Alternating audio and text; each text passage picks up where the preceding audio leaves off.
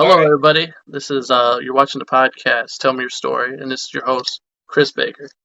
Today's special guest to tell his story from the very beginning all the way up to this point in his life is the chef, the legend out there in Cleveland. Give it up for Todd Whitman. How you doing? My name is Todd Whitman. I'm the executive chef at Serenity Restaurant Culinary Institute in Medina, Ohio. We're a French restaurant, culinary school for alcoholics and addicts. I love what I do and I get paid to do it. I'm going to start off with the beginning of my story. Um I'm 41 years old, about to be 42. Born and raised on the west side of Cleveland, 44th and Clark Store area. I'm the youngest of 10 kids. Hey, Mother kid. passed 10. Yeah. Oh, How yeah, was there's a that lot of growing us. up, man?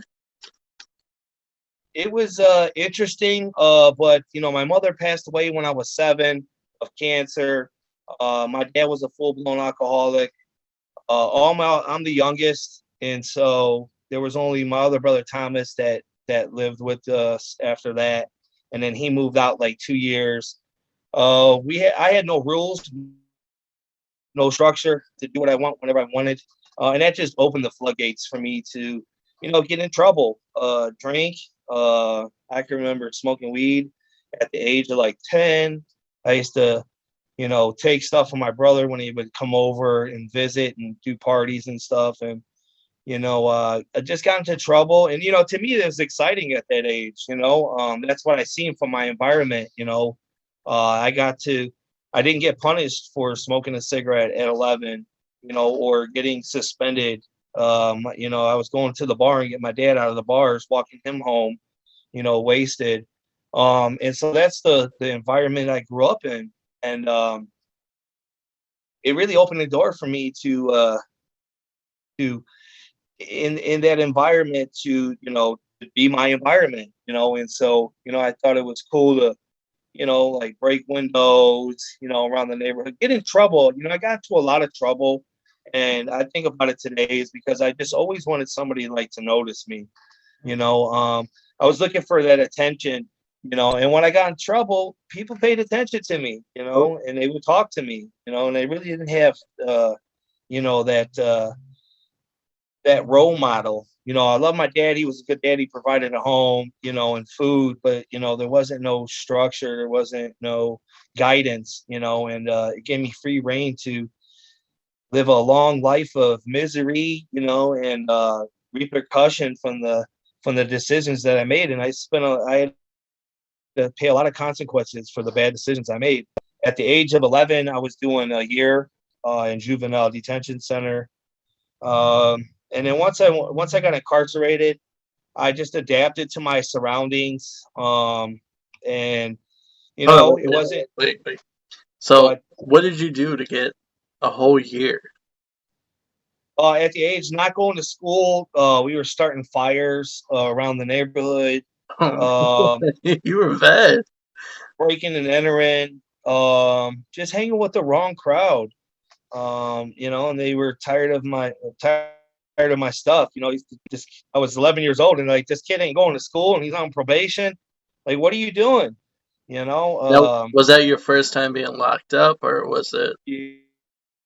yeah, it was my first. When I was at the age of 10, they sent me to like a scared straight program in Circlesville, Ohio. It lasted for about 10 minutes when I left from there. And it was like, okay, this ain't. I seen scarier stuff in my neighborhood and what's going on. Like, this ain't gonna scare me. But then when I got when they sentenced me for that year, it sunk in.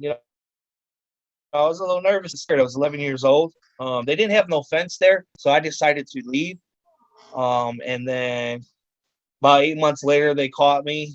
And then I went back there and did the year. And it was a little scary at first, but I worked out, and was eating right, playing basketball and swimming, and going to school like a kid should be. As I look back at it now, just the normal things that kids do. And then, it didn't it I didn't learn anything from it. As soon as I got out, I was back into the same things in the neighborhood, Hold the on, wait. same Go back. kids. kind of give us a taste, because you know how people are.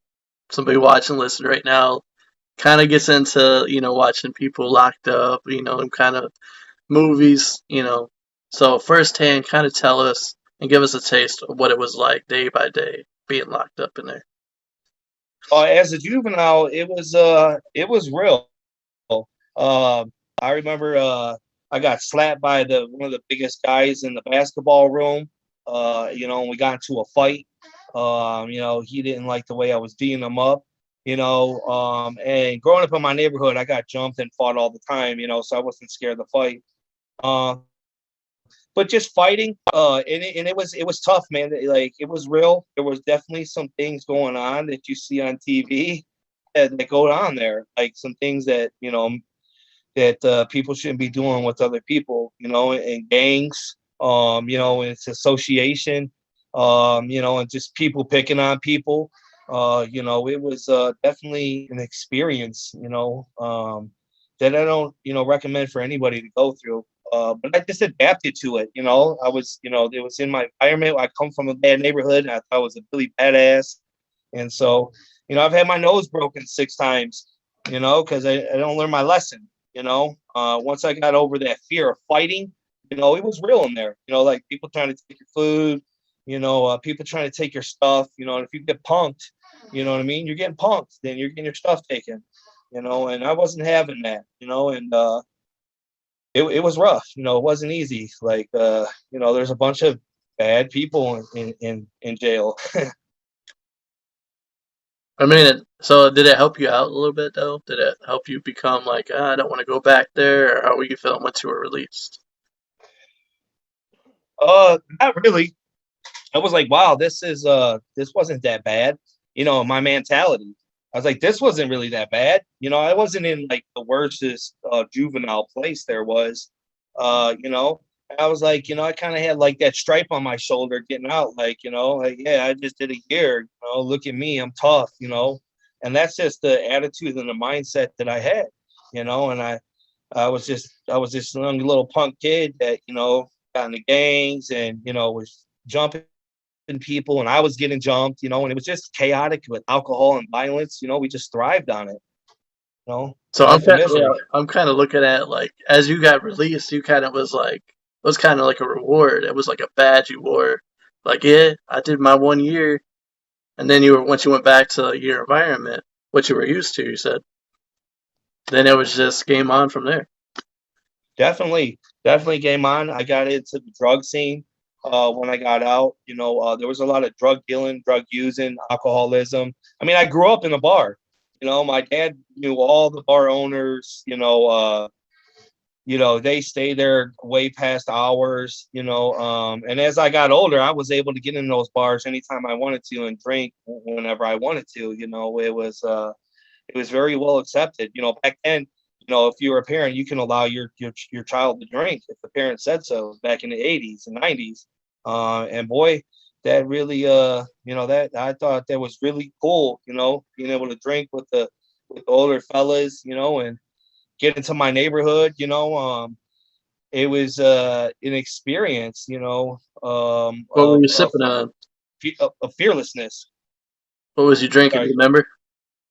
Oh, Jack Daniels. My first old 8 ball 64 ounces. When I was growing up, Old English was the shit, and Colt 45. And back in the early 1990s, they had these big 64-ounce jugs instead of 40 ounces. And man, like that was cool, and we would be able to buy them from the store because we know the people at the store and we were doing illegal activity, selling the store illegal things, so we got, Mad Dog 20, the 40, Old English, the 64 ounces, Colt 45, old Mickey's, just a young kid, just like trying to get his hands on anything, trying to get drunk and acting wild, and that's it. All right. For anybody that's watching right now, for as many times as he says, take a shot. I'm just messing with you. Oh no, that's okay. Take a shot to misery lane. I mean, everybody's not an alcoholic and addict, but I know I am. You know, And I understand that, there's some people that can take a drink or do a drug and they're not addicted. I am, I drew over the line. I stepped over the line, and I understand that, there's folks that come into the restaurant and they drink one glass of wine with their fine dining dinner, and it amazes me. I'm not that guy. Like, I cannot just drink one. I cannot just have one. When I pick up, I lose my home, I lose my kids, I lose my freedom, I lose my spirit, my soul. I end up in places that I really don't want to be. And that's just a proven reality of substance abuse with myself and alcoholism. And that, yeah, that you're because that's pretty much from at a very young age adapting to it and just drinking the heavy stuff at a young age, and then once you got to just a certain age where it didn't affect you no more. So I can kind of understand what you're saying.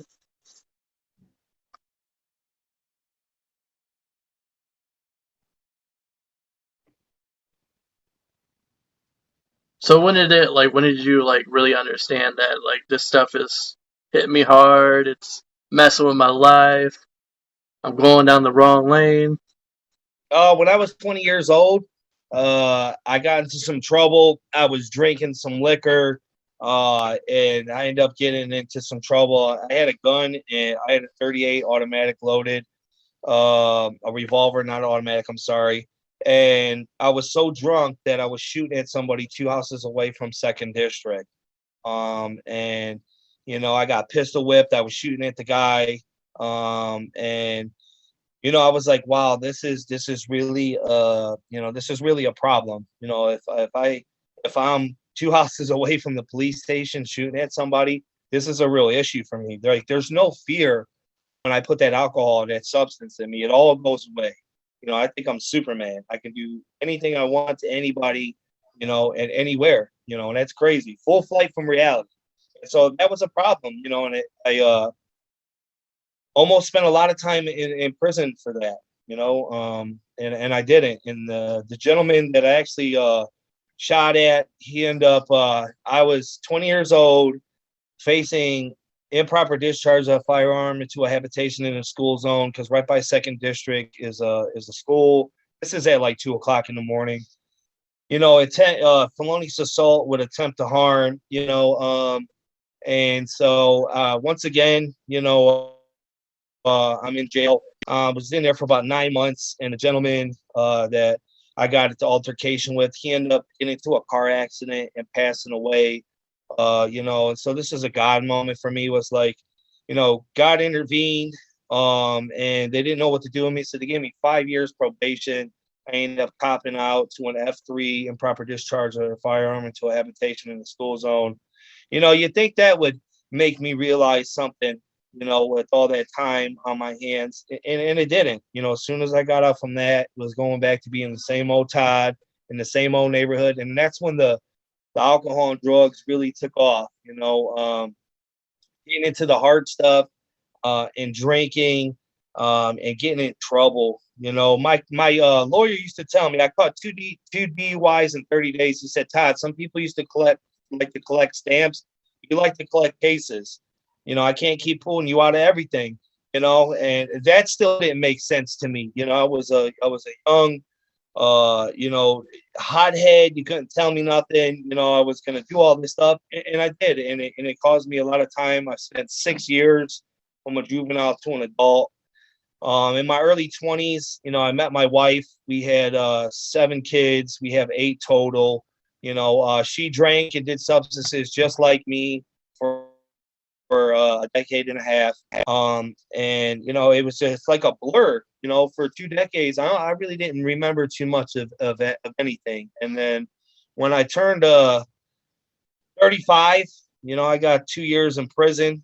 And I was sentenced to prison, and that didn't help me either. But in that whole 15-year span, you want to talk about being homeless, selling everything, trying to rob everybody, and not having a care in the world, and just keep bringing, you know, children into life, and not realizing, I'm not just affecting me, I thought that I could handle everything, and I wasn't handling nothing, it took me a long time to realize that it's whether one way or the other for me. It was whether I was going to put the stuff down, grow up, be a man, get clean and sober. I was going to die that way.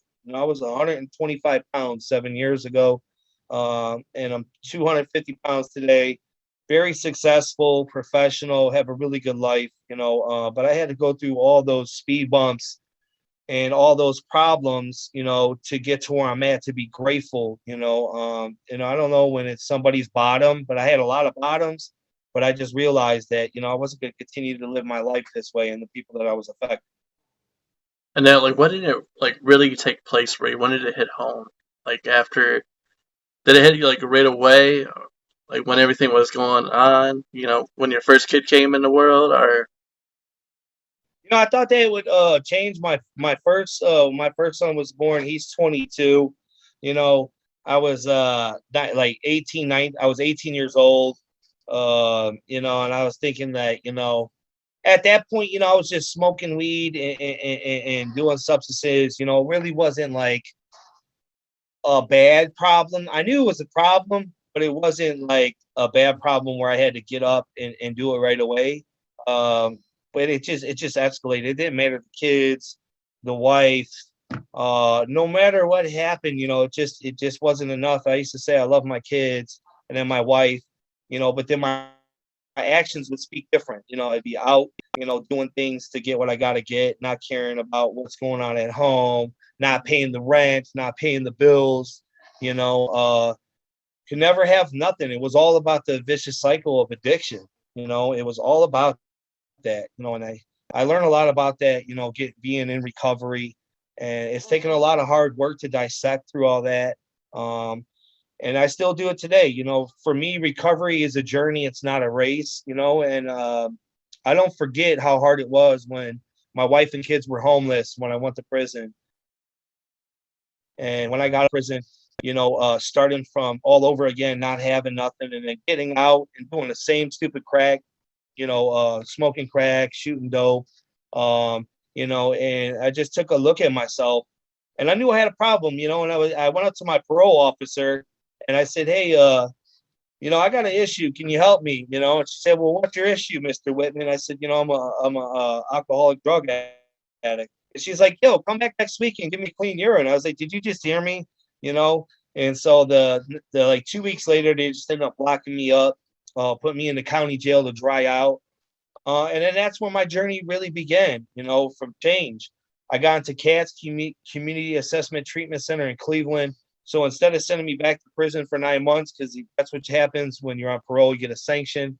They put me in treatment, and I really took that time and that opportunity to really, really work on myself. It was for the first time, I was like spiritually broken, mentally, emotionally. I was 35 years old. I didn't have nothing. My kids look at me with the disgust. So did my wife.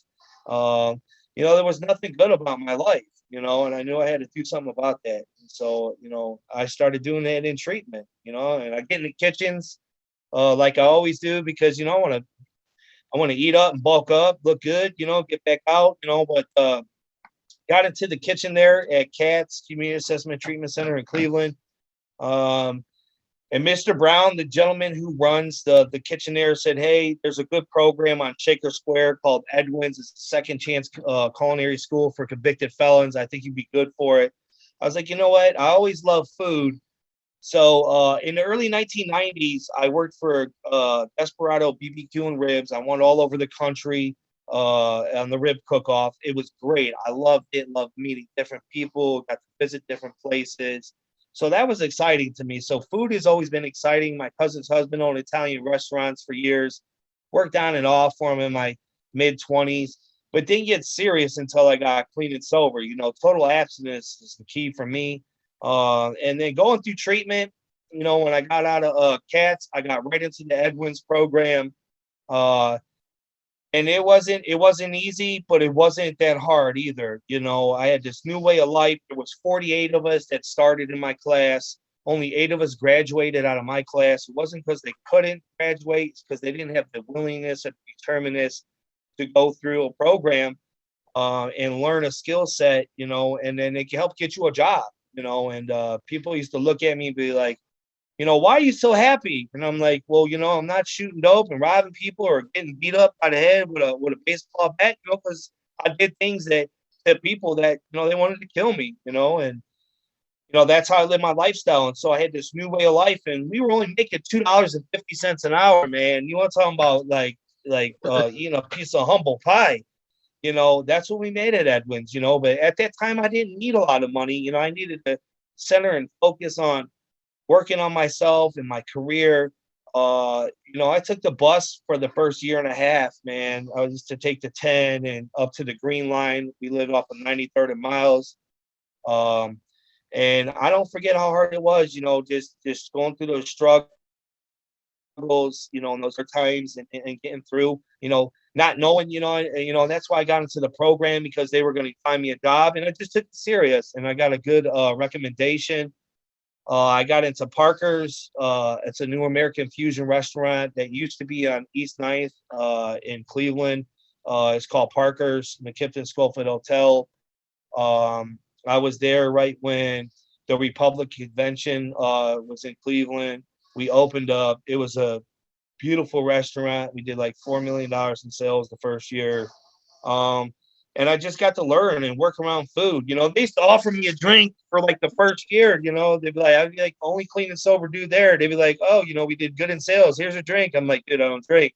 They'd be like, dude, smoking bud in the freezer coming out. I'm like, man, I don't, but that was their thing. You know what I mean? And after a year, they stopped offering me, stuff, and they respected that, and I was just like a sponge there. I wanted to know what everybody knew. If you had knowledge, you know what I mean, I was sticking to you like glue, and I was learning it because I knew that I could be as successful as I wanted to be as long as I paid attention, stay clean, and strive to be the hardest working person in the building every day. And I still keep that mentality, and it is paid off. I was there for 2.5 years. I was under a great chef named Andrew Gorski, good owner, James Parker. I cooked for a lot of people. Go ahead. I've got a question for you. So when you were making an adjustment in your lifestyle, how hard was when you were, first getting into it? Did you want to quit at times or just go back to what you was doing, or were you just sold right away? I was sold right away, but it was definitely a transition, learning how to deal with other people. My whole life I've been taught to handle things with my fists and not my head, and that was a hard transition. I remember, there was some coworkers, I just wanted to slap them right in the kitchen, man. Honestly, but I was like, what am I gonna do? I was so mad the one day. Me and this other gentleman didn't get along, and the executive chef looked over at me and said, are you willing to throw everything that you work so hard away for?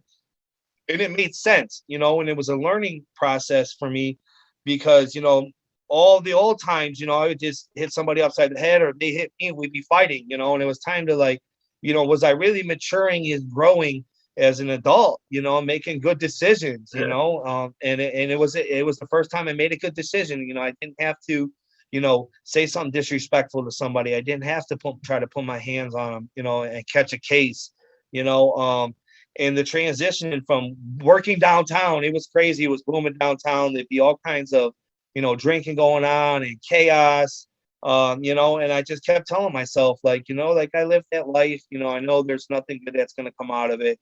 Just keep working hard and something good is really going to come out what I'm doing. As long as I keep the ambition, the motivation, and just being laser focused that, everything was going to turn out. I just kept telling myself, kept sticking to that. And it was hard. I'll tell you, because for the first, almost 2 years, because my wife is in recovery and she's got 5 years, but boy, I tell you, those first almost 2 years when she wasn't clean and when I was clean, it was hard seeing my wife go through her addiction. And the only thing I could do for her was pray for her. I enabled her for a little while, and then I had to come to a point where that God was the only person that could help her and not me. And I had to accept that and understand that, and I had to learn how to talk right and be respectful and, you know, spend time with my kids, you know, be present. You know, I was always there, but I wasn't present, you know, and it was a big transition because I really didn't know how to like deal with emotions and feelings, you know, and it was like the first time, you know, being in society, being productive and, you know, and facing adversity, you know, like when I went to prison, my wife went to the homeless shelter to get housing. You know, it was like I didn't have the house. You know, my wife had the house. You know, through housing because I was a bum when I went to prison. You know, and so I was like, you know, I really didn't want to ever be homeless again, or my kids, or my wife. You know, and so just by working hard, keeping my mouth shut, you know, and um, just being persistent and resilient. You know, I just had that in me. You know, I knew I always had it in me, and alcohol and drugs always tore it away from me. And the further that I got away from the drinking that drug, and I kept working on my attitude and my behavior and my people, places, and things, man, that was huge. My time before that I was clean for a little bit, you know, I couldn't stay clean because, you know, I was used to selling drugs and I was used to hanging around with people and birds of a feather flock together, you know, and my support team around me and good people around me was like, listen, you know, you're gonna fall short. You can't keep doing and hanging around the same people and doing the things, you know, like, oh, I got this, you know. And that's when I went to prison 2 years. And so I knew like I had to change everything about me, you know. And there's not one person that I used to run with and do stuff with that calls me and congratulates me on the good job that I'm doing. I have real relationships with people today. It's the most awesomest thing that I have in life. You know, I'm super blessed. Opportunities come so plentiful. You know, I got choice today. I got opportunities. I'm in a really good place. I have a really good support group, and I love food, man. Like food, I put it's healing for me to work with food, you know, and I put that creation into food and what I was taught. You know, I was under a great French chef here named Gilbert Brunois. And once I learned the French technique of sauces and braising, it just took me to a whole nother level in my career. And let me tell you, this guy has been in the industry for 50 years. He's like a Gordon Ramsay-esque, man. Like he would like belittle you and make you feel this big, you know. But then he'd be fine 2 minutes later, you know. And you had to have thick skin, you know. And he just was so talented, you know. And I just did whatever he asked, you know what I mean, and just learned as much as I could while I was under him. I'm very grateful for him. He worked me 6 days a week. When I first came here, I was the only person for 9 months straight working 6 days a week, 70 hours a week. He Wow. was trying to break me. You know, old school chefs, you got to earn their trust. And, you know, about that ninth month mark, you know, he just opened up the secrets, you know, and he showed me techniques and things that, you know, he normally wouldn't show people. And I gained that trust. And when COVID hit, you know, he left and I took over. So here I am. I've been here almost 4 years. I've been the executive chef over two, and just took what I learned and just keep creating really good dishes, making menus, teaching others, and just very thankful for what I've learned, the people, you know, that I've been under. Um, so it's definitely, you know, it's life changing, you know, and I tell people that, you know, like don't let one bad decision define who you are and your outcome of your life. Because if I could do it, and there's so many other people that have changed their lives, you know what I mean? If it's not alcohol or drugs or it's bad decision making, you know, it's so much, you know, that people change and get to a better place in life, you know. And once we figure that out, you know, and we hang on to that, you know, it's a beautiful thing, you know. And there's so many other people that are doing good things with their lives and helping others. Now, was your chef though? Could you see that as like your possible like you seen him as more of like a father figure to you? What, the chef I was under? Yeah.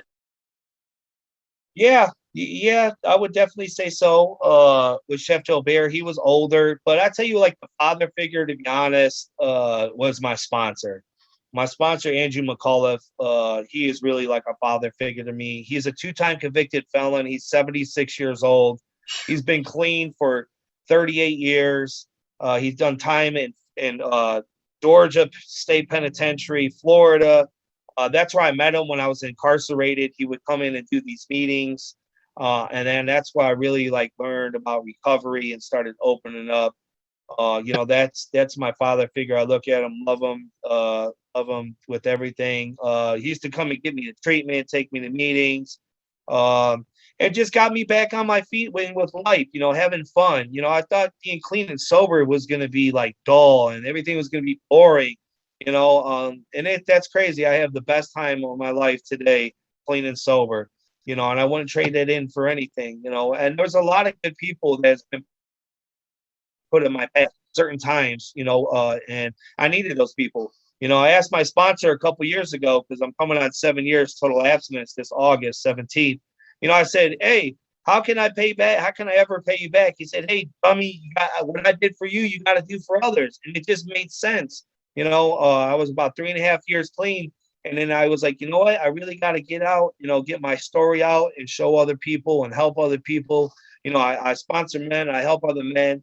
I was able to talk in Mansfield Prison in the walls at a 12-step recovery meeting there. It's the most beautifulest thing being able to go into a penitentiary, lead at a meeting, share at a meeting, and then be able to walk out when you hear those doors shut. If you ever been to prison, you know what that door sounds like, and I didn't fear, it was like the most beautifulest thing to be able to walk into the prison the same day and leave, you know.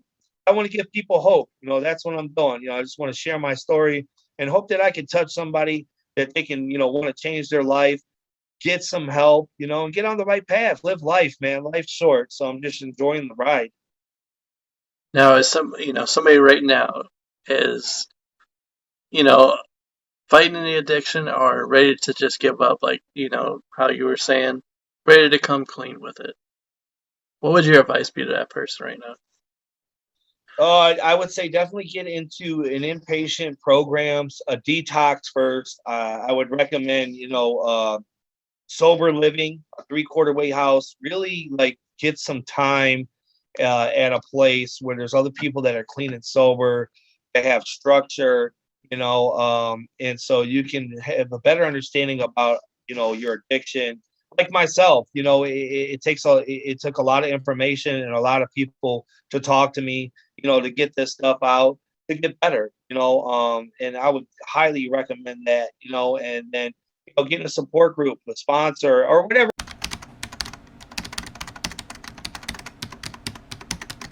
Get back into it.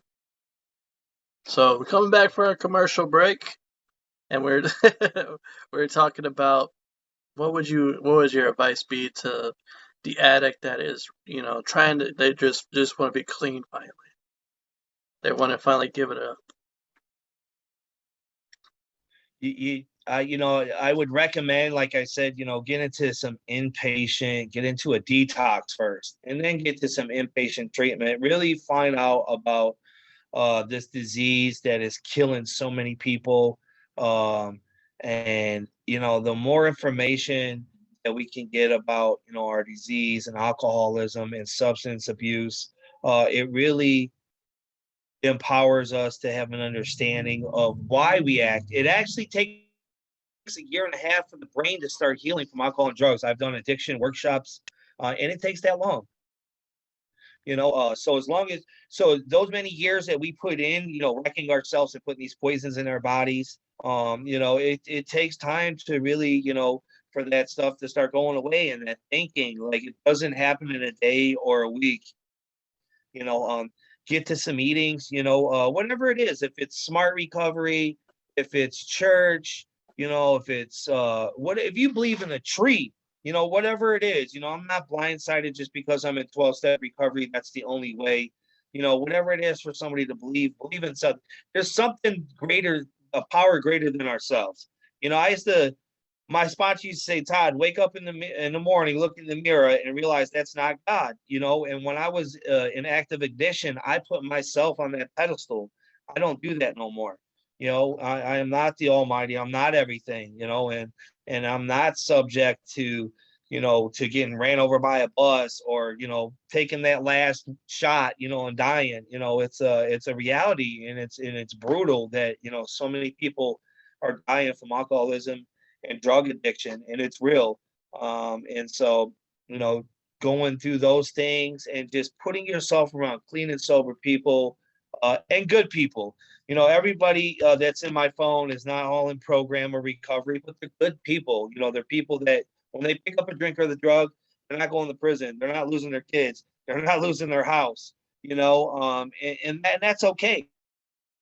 You know what I mean? Like, it's learning to live life after the drink or the drug. So, get the help that you need, find the resources from wherever you're at, and really give yourself a chance because, there's so much more to life than dwindling it down the drain with that drink and that substance and just realizing,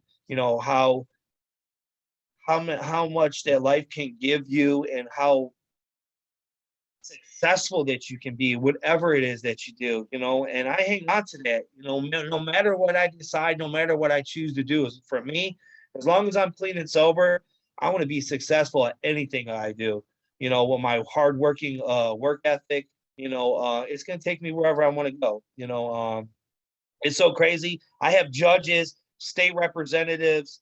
I've done recordings with the mayor. I mean, there's so many people, like that have reached out to me. I actually speak in the Medina County Jail once a month. I do free cooking demos in the senior facilities out here. I do free cooking demos in CATS Community Assessment Treatment Center in Wadsworth, Lakota in Wadsworth. I'm getting it to Stella Myra's down in Cleveland. Super excited. That's where I'm from, Cleveland. I used to go to a lot of meetings there. So just giving back, and just empowering people and letting them know that you're not alone. You don't have to fight this fight alone. And once you understand, you get into the we, that there's help, and don't be afraid to ask for help. For so many years, I had that macho man attitude, like I don't need to ask another person for help. That's bullshit. To me, it truly is. I had that mind, that concept of, and that's my strongest point today. I can openly talk about myself and to people, and I can ask for help when I need it. And that's okay. And work on the F word, feelings. People don't want to deal with their feelings, man. And if you learn how to deal with your feelings and you start recognizing some things about yourself and you start putting the work into it, just your life it will be better. It's not peaches and creams because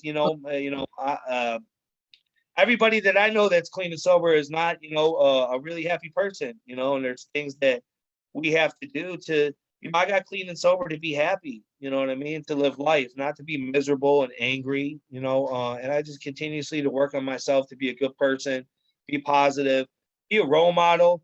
This is crazy that, I have, people ask me, and ask my advice and want me to come around. I was the guy that you would call the police on if you see me walking through your neighborhood. Now I have people, in the political world asking me for advice, and asking me to come, do some meetings and share, my story. And it's just such a beautiful thing, get the help that you need. And, don't wait. Don't be afraid to ask, do not be afraid to ask for help. And the coolest part is just hearing you and listening to your story, just you know, the 40 minutes we've been on so far, is just seeing God's hand over your life. I mean, talk about like just being a criminal pretty much your whole life up to this point, and then just like that, man. I mean, that whole year you found somebody, you know, and it could be like your guardian angel in a way, or God sent to say, "Hey, man, I'm not done with him yet. I got stuff for him to do." And then, like, as you're talking about it, I'm just thinking, like, wow, just think about that, where you come from, and the stuff that you were dealt with, and being in prison, being locked up at a young age, drinking at a young age, and now you're in a position where you're talking to the mayor, hire people up, and not only that, but you're also helping people. You're helping people just recover. Say you don't need to do that. You got so much more potential inside of you. Really, as I'm speaking right now, the person that's watching or listening, I just want to tell you, you do. You have greatness inside of you. Don't be afraid to show it off to the world. You nailed it on the head, man. You nailed it on the head. Everyday greatness, and God, God has put people in my life, and he had a plan for me, he really truly had a plan for me. And I don't, I don't mean to offend nobody, but I don't piss on God's grace anymore. I really am truly humble and grateful for the opportunities that I have today, and I put the hard work into it, and the beautiful people that have helped me along my journey. There's just so many countless people that have been in my path at certain times to get me to where, I need to be, get me into that direction, to say, hey, this is not how you're supposed to do it. You know what I mean? Get yourself going in the right direction, and resources, you know what I mean? Having resources and having a support group, having people to talk to where you can really like lay it out on the line and not feel embarrassed or ashamed of what's going on.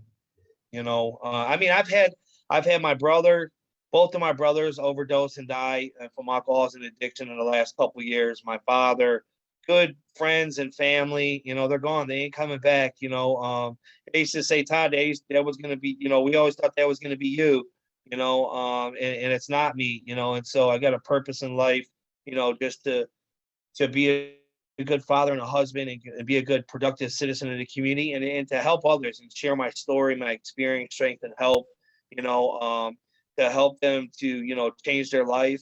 And for the students here at the Restaurant Culinary Institute, to really impact them. There's no big eyes and little We's here. Our assistant manager, she's done federal penitentiary time. Our general manager has, did a little bit of time. The sous chef that I have under me, she was in Marysville for 2 years. So when we get the students in here, and when they get to our program, they have to go through our recovery center first for this first 6 weeks, making sure that this is a right fit for them. They have like parenting classes, GED, life skills, 12-step recovery meetings, smart recovery. There's Family Anonymous. There's all kinds of stuff, for 6 weeks that go on. And then they transition over to the Culinary Institute, the restaurant. We just don't want to just put them in the restaurant, because restaurants are hard, man. It's tough. It's hot. It's fast paced. But we get them over here, and I have a 16-week curriculum. From equipment to culinary math. I teach Serve Safe here. I'm a proctor. The 5 mother sauces I teach. 3-2-1 pie dough crust ratios, 3-1 vinaigrette ratios, how to break down whole salmon, whole meat, octopus, all kinds of stuff, and then they switch on to the front of the house. After they do my curriculum, they go to the front. And in the last month and a half, they get to choose, because we help get them jobs. I mean, I just got the last batch of students. One of them, I got them into the Fairlawn Country Club. Like they're going into nice, decent paying jobs, graduating from here. That's what this program is designed. We were 4.9 stars on Google, top 10 on Northeastern Ohio on Open Table. We just got 4 awards for the Cleveland Magazine Silver Spoon Award. I'm not trying to gloat, but we won Taste of Medina at the Weymouth Country Club. Last year I did for almost 500 guests against 12 other restaurants, fresh lobster mac, fresh scallion on it. So work really hard with the team, always creating, always coming up with different stuff on top of the classical French menu, and just showing the students, and the guests love it. And I come out to talk to guests. So if you ever come here, or other guests know, I come out. Executive chef comes out to talk at the table to see how it was, and they're like, "Thank you, chef. Thank you for cooking a good meal." And I let them know I didn't even cook anything. Very rarely do I have to get on the line unless there's 50, 60 tickets on the board. Then I have to get on the line, if it's that point. But I let them know, the students and staff that I taught how to execute correctly has prepared the meal, and they're just in awe. They're like, really? You got to be kidding me, and that's what good leaders do. They lead and teach, and show others to be successful. It's not all just about me getting all the glory and all the fame from everything. I let them know. I come back into the kitchen, and you just see this big smile on their face when I taught them how to sear a fish, and our sous chef did, and other staff that worked here. And they're just like, really? And we do this cool thing called a Bananas Foster tableside dessert. So if the students in the kitchen are a little shy and nervous, and it kind of helps them when they go to the front of the house. So they're at the table doing this flambe, and they get to talk to the guests. At first, they're nervous. After about 4 or 5 times, we stand by them, make sure that they do it correctly, and then they're like, "Oh my gosh, this isn't that hard." But it's just food. It's not rocket science. That's why I got into this business. It was felony friendly, and and I love food. And it's to me, it's hand over fist. I just studied it and just always continuously to work on doing different stuff and execute correctly. And that's what we do here, man. And just thinking Yeah, about just for a moment, just thinking about it, that scripture is coming in my mind right now that your faith being as small as a mustard seed, but can move mountains. And that seed was planted inside of you from your chef, and now you're planting that seed in others and watching it blossom. Man, isn't that cool? Isn't it man, amazing? it's a beautiful thing. I mean, both chefs. I give credit to both chefs that I've been there. Chef Andrew Gorski, and Chef Gilbert Moulois. And other people too. There was pastry chefs. I mean, man, when I worked downtown, we cooked for Hillary Clinton, Bill Clinton, LeBron James, Matthew McConaughey. I cooked for a lot of people, even here. So we treat everybody like VIP, but they definitely showed me the way, both chefs, how to prepare food, the how and the why, and to really, help me be successful as I wanted to be, and they took the time to show me. And it's super important to be under a good chef. You could go to these fancy culinary schools in New York and all these other places, but being under a good chef, when you get out of culinary school, you're not going to be a chef walking out of there. It's not easy like that. When I worked downtown on East Night, there was people coming out of culinary school thinking that they were going to be a chef walking on the line. It wasn't happening. You got to get there. And same thing I thought too when I came out of Edmonds. I thought it was all about cooking. They dropped 100 pounds of potatoes on me, 100 pounds of onions, and said, "Get the topping." I was like, "What is this?" When I learned, how to use my knife, I learned how to read recipes. I learned how to sear fish, temp steaks, and then work on my finesse downtown. But then when I got here under Chef Jobert, once I learned sauces and braising, the French technique, in the style of cuisine, it just took me to a whole nother level in my career. There to me, it gave me the basis to do whatever it is that I want. Any sauce, and braising, it's phenomenal. I mean, we do a coco vine in the winter, we do a braised rabbit. So Chef Joe said, "It done," and I'm gonna do some impression. It done the rabbit. I said, "What? A rabbit?" He said, "Yes. Did you hear me or not?" And I said, "Yeah." And so it's a white wine Dijon mustard sauce, braised rabbit leg. It is phenomenal. So just trying different stuff, learning different stuff, and it's phenomenal. And so just working with different food and learning under the chefs that I learned, and just always creating. It's always exciting and get to help other people. Man, I'm just super blessed to be in the opportunity and the position that I'm in, and it's pretty cool making menus and specials, and it's super exciting. Now, and just in case anybody's wondering, it's gonna kind of change here a little bit. That's okay. When did you when did you come to God? When did your relationship first develop? Well, as a kid, I grew up. Well, there was Lutheran pushed on me, and I knew there was a God, but I got away from that because it was like a punishing God. If you did this, this is gonna happen. And I'm like, oh, this is bullshit. And then when I was locked up, probably in 2010, uh, it was like the first time that I had a spiritual experience. I was doing like a year because I'm notorious for doing time in a lot of places, and it was the first time, that I felt that. I felt that spirituality. I felt something hit me, uh, but I didn't continue that when I got out. And then I knew this time that it was an inside job for me. I had a void here, and I used to try to fill it with sex, money, and drugs, and alcohol, and chaos. And As we now I all fill do. it with goodness, spirituality, positivity, love, and when I got clean, I knew that it was inside job. I tried rationalizing, I tried doing a lot of other things. I knew that God had to be my foundation. and it had to be my focal point for me. There's got to be a potter greater than yourself. And for me, that's the first thing I do when I get up in the morning. I'm like pottery in the morning. I'm shaping myself. That is the very first thing that I do. And I'm talking to my sponsor, with texting my support group. And this is by like 6:30 in the morning, man.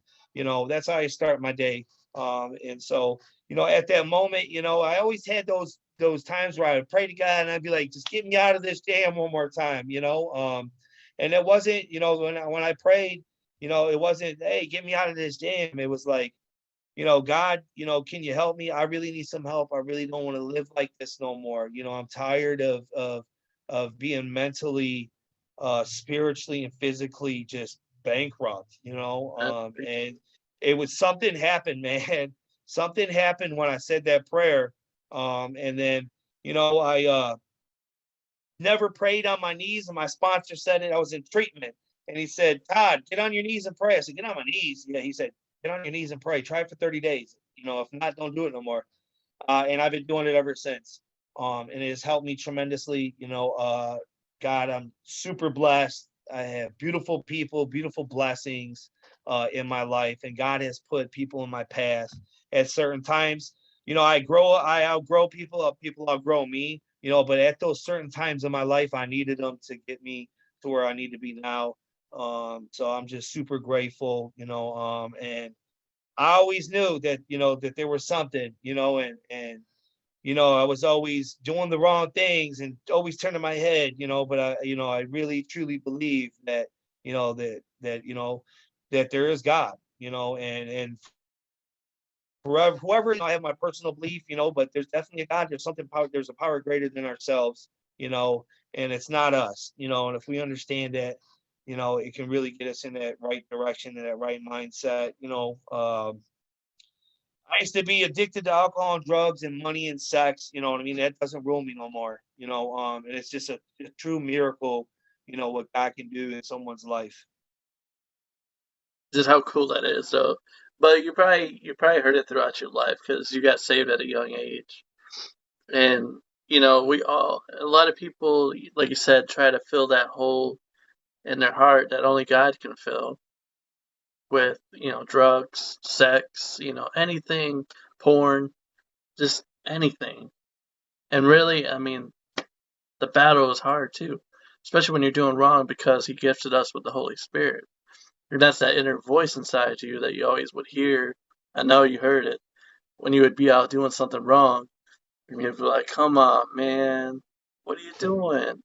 Come on, man. This ain't what I got Definitely. planned for you. And you would always feel that inner voice inside you. And I know whoever's watching and listening right now, you probably feel that voice raised on speaking to you. Like, Chris, you're hitting on a note. Like, yes, it's the truth. That's the Holy Spirit, the worker, trying to tell you, like, hey, He's got more plans for you. I don't want I to get totally, too deep into I it, but totally believe in that, man. I mean, you hit it on the head, man. There was so many times that I didn't listen to that inner voice, and I always went against the grain with it. My wife would tell me too, and it's so true. I don't ignore that inner voice no more. I don't ignore the blessings and the signs that God gives me.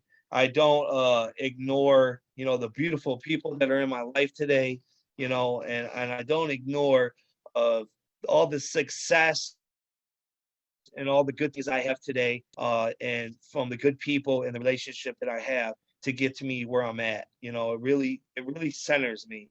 You know, and as long as I can remember that, remain humble and grateful, and give back what was freely given to me. That that I have a purpose in life, and I'm fulfilling that purpose. And I like where I'm at. I sleep on a soft pillow at night. I didn't have to do things that I used to do to hurt anybody. I'm a good person, and so laying on that soft pillow at night, man, feels really good. For a long time, I slept on a hard pillow, even if I even had one. And now it's a beautiful pillow now. It's a beautiful life. Life's got its ups and downs. And I just found a better way to deal with things without having to pick up alcohol or drugs or making a bad decision, and making things worse. I've learned to deal with problems and get through it on the positive side with good people and God. Always continue to listen to that voice because you want them blessings to flow, right? Absolutely. You got to continue to listen to that voice. But the second you say, I got this, I can take this, because that's what happens to all of us, I would say all of us, is the second we decide we can do it on our own, it's the second we make the mistake. We let go of God's hand. I'm turning this into church, but I'm just preaching the truth here. The second you let go of God's hand, what happens? Everything goes downhill from there. Sure So does. always listen to that inner voice, man, and you'll see success. Continue. The blessings will continue to pour. But man, that is cool to see you come to Yeah. God and just, if you could go back and just talk to yourself, to your younger self, what would you say?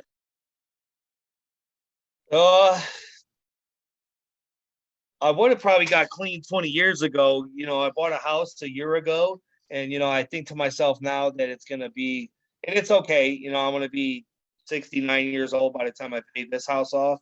I would say, be smarter, get clean and sober sooner, make better decisions. Be a better person. It really doesn't have to do with the money. But I think about that a little bit. About being financial okay, but just not going through the bad things and not hurting the people that I hurt, and being able to not have them go through that. My wife and kids and my dad. My dad didn't even get to see me clean when he was alive, um, and just being able to just get a relationship with God.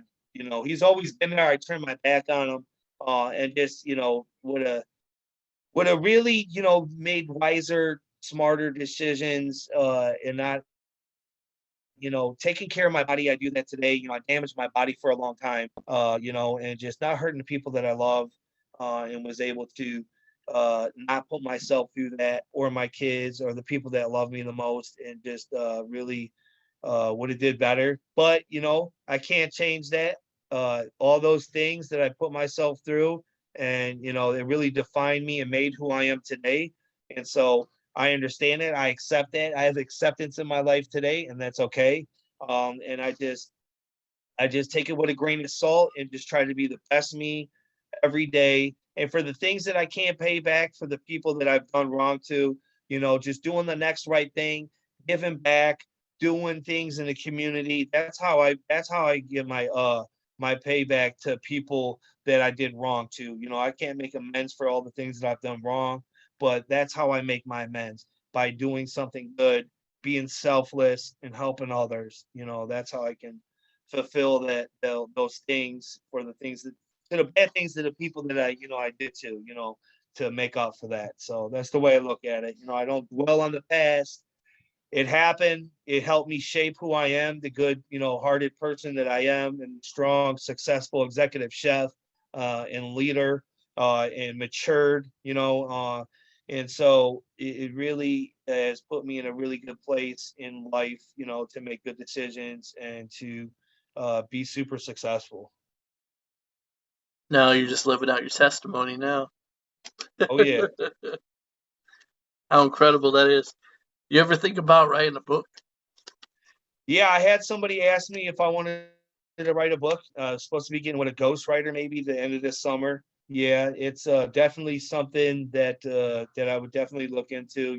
There's a lot of my story that I didn't talk about. We only have such amount of time to, but yeah, definitely. I definitely would like to do a book. It's overcoming adversity, coming from poverty, into addiction, and through, having 8 kids and a wife, and my wife going through addiction, and us being homeless, and me going to prison and making a lot of bad decisions. And then from that to, from where I started off in being in recovery almost 7 years ago, and my wife over 5 years ago, and where God has transformed us now. She's a social worker advocate for family services, so she gets to help women. I get to help men and women at my job, and we get paid to do it. She used to be the client, and now she works for them. That's it's funny how things happen that God makes a path and an opening for us. And it's just such a wonderful blessing. To where I'm at. And the good things that I've changed, and the good people that I've helped and I continue to help, and you know.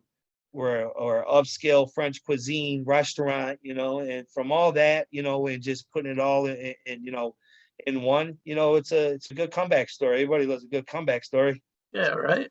And just how lovely that is, though, man. Something that was once your crutch is now your strength, your power. You're giving back to the world and helping others. It's like, no, that you don't need that to be your crutch. That's your strength, man.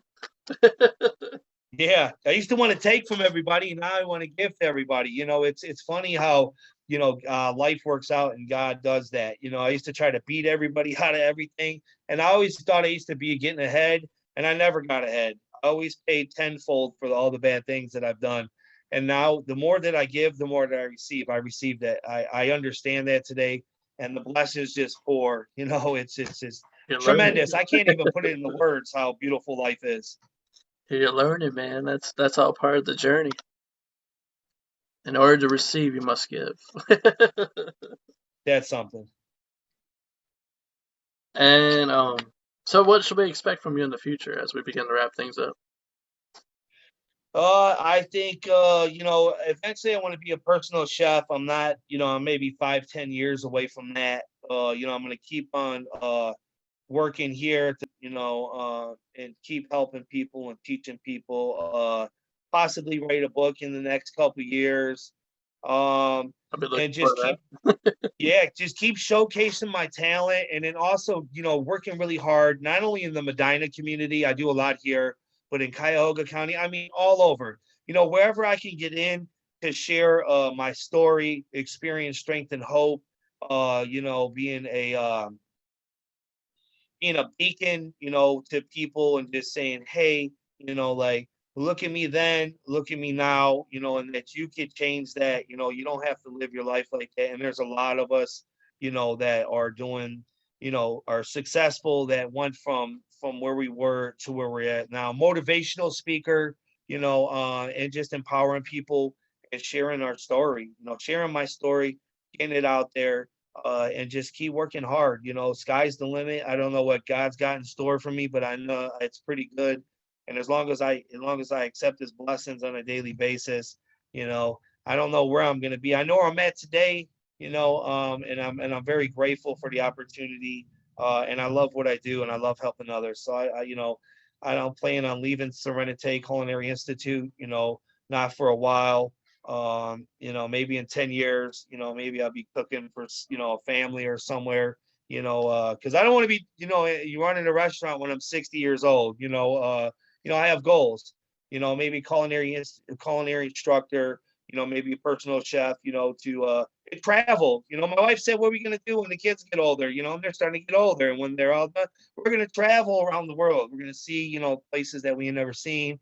I could cook, go to places and get some gigs cooking, and just enjoy life and just travel around the world, and see what And that life was has to offer.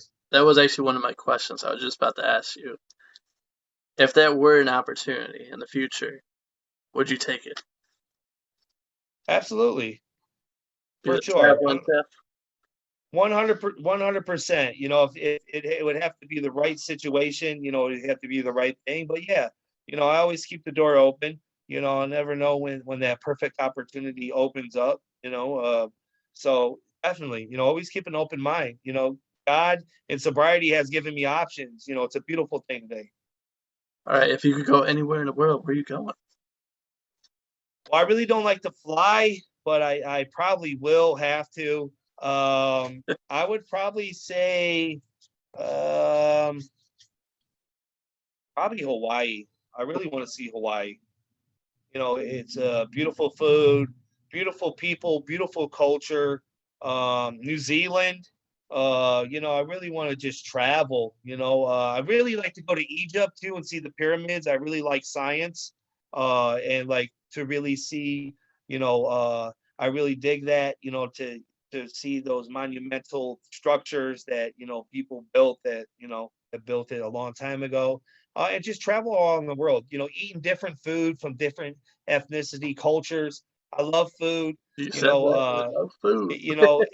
it's exciting. Korean, Japanese, and Italian. And Hawaiian food. I mean, Cambodian food. I mean, just all over. Just from the people, where the food is grown and how they're doing it. It's exciting. I love tasting different foods. As a food guy, what is your favorite dish? To make or eat? Oh, let's go with both. All right, my favorite dish to make is fish du jour. Right now, I'm running a Chilean sea bass encrusted with pistachios with key lime beurre blanc, rice pilaf, and asparagus. Phenomenal. My favorite thing to eat is steak. A5 Japanese from Japan. But I really like a nice ribeye, bone-in ribeye. I couldn't afford to eat A5 Japanese steak every day. So steak's my favorite thing to eat. But I like food though. So those are my two best things to do. And I love just eating different food. So yeah, Now, could you see yourself with a cookbook? yeah, absolutely. Yeah, I mean, my grammar's not the best. I use Google a lot, to spell things out, but that's okay. As long as I know how to make the stuff and make it taste good, that's all that matters to me. I'll figure out the spelling later.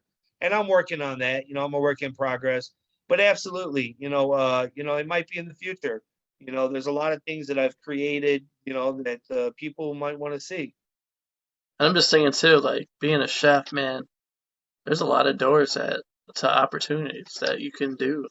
As long as you're in the business in the food industry. I'm just thinking like too at the same time, like I could see you possibly being like having your own packaged food. You could get like in the frozen section, like in the future. Absolutely. Hitting the market nationally. My boss challenged me. He said, Todd, come up with 5 sauces, and 5 things to make. And I'm starting to work on it now. I'm pretty talented. People love the sauces and the aiolis that I do here. So I'm kind of working on that now. It's going to take a little time because it has to be perfect. You know, uh, Anything that I do at the restaurant, I work on it 6 to 8 weeks before I even do it, perfecting it. It probably takes me, sometimes a couple, 5, and sometimes it takes 15 times to get that right, perfect taste profile with the ingredients and making sure that it's just executed correctly. So yeah, so it's definitely in the making. You never know, you might see a sauce in a national brand. Sky's the limit. You never know. I'm planting my seed right now. I'm gonna see your sauce. It will be in the store. I'm gonna see something from you. That's my seed planted. All right. Final 3 questions before we sign off. Question number 1. Let's see what I got here. Because you pretty much answered everything. If anybody wants to get a hold of you, how can they contact you, reach out to you? They could contact me through Serenity website. They can call Serenity Restaurant. Um, and then they can leave a message, and I will get back to them. Or they can send me an email at todd.whitman@medinarecoverycenter.org. And then if you come into the restaurant, I have a card with my personal number on it. If you're that serious, call me, and then we'll talk, and then I'll give you my personal number. Uh, you know, um, Definitely, I'm definitely all about branding and keeping the door open. Cooking for banquets and doing off-site things, and just the opportunity, always leaving the door open to do whatever it is. All right. Question number 2. Cats or dogs? Dogs. Dogs. I got a Great Dane. He's about a year and a half. He's 175 pounds. He's great. Whew. Can you pick them up? Yeah, yeah, but I'm a little bit older. It hurts the body. So yeah, he's yeah. When we about 2 years ago, we lived in Warrensville Heights for a couple of years, and I work a lot, my wife works a lot, and we're like, we want to get a dog, and so we got this dog, and then we bought this house a year ago. I live in Berea. It's a beautiful place. And so I had to buy this really expensive fence to keep him, you know, he's a beautiful dog. He's not vicious, really good with the kids. So it's a beautiful thing. Great Danes are great. Now, can you clip his nails? My wife does, not me. I've always tried, and every dog I've had, man, has fought it. It's like, nope, you ain't clipping mine.